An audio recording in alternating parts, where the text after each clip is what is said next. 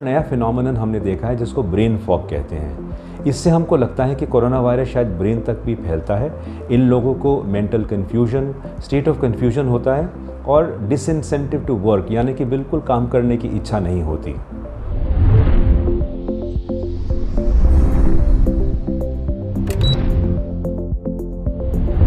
सबसे पहले से हमें जानकारी है कि कोरोना वायरस के सबसे पुराने और सबसे ज़्यादा लक्षण हैं बुखार आना, सूखी खांसी होना और सांस फूलना। बुखार हमने देखा है कि ज़्यादा हाई फीवर नहीं होता, करीब 99, 100, 101 के करीब फीवर होता है। खांसी जो है वो सूखी होती है और लक्षण अगर ज़्यादा देर चलें, 4, 5, 7 दिन लग चलें तो उसके बाद फिर सांस फूलता है पेशेंट को। कोरोना वायरस के और भी लक्षण हैं।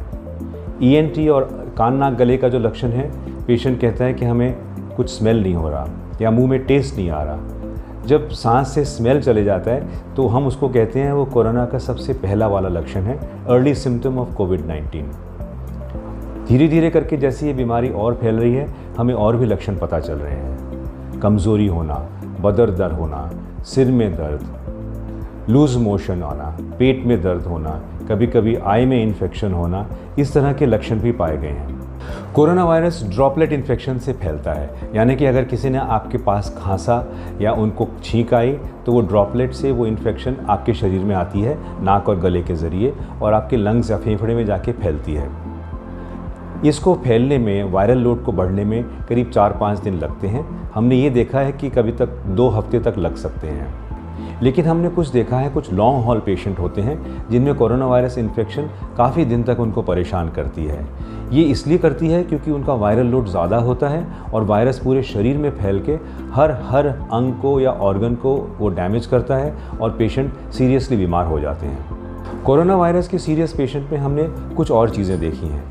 उनके हार्ट के ऊपर डैमेज होता है, कभी कभी उनके किडनी के ऊपर डैमेज होता है और ये भी हमने देखा है कि जो पेशेंट ICU में जाते हैं, क्योंकि किडनी के ऊपर असर होता है तो काफ़ी पेशेंट्स को डायलिसिस देना पड़ता है।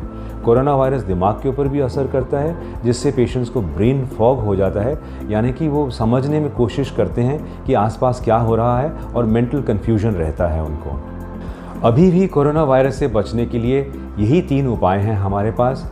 दूसरे लोगों से 2 मीटर की दूरी मेंटेन करनी है हमने। बाहर जाएं, खासकर जहां ज़्यादा लोग हों, वहां फेस मास्क जिससे नाक और मुंह ढका रहे वो ज़रूर करना है। और जब भी हम घर वापस आएं और बीच बीच में भी जब भी हम बाहर से वापस आएं, हाथ को साबुन पानी से कम 20 सेकंड तक धोना है। इसी से हम इस इन्फेक्शन से बचे रहेंगे।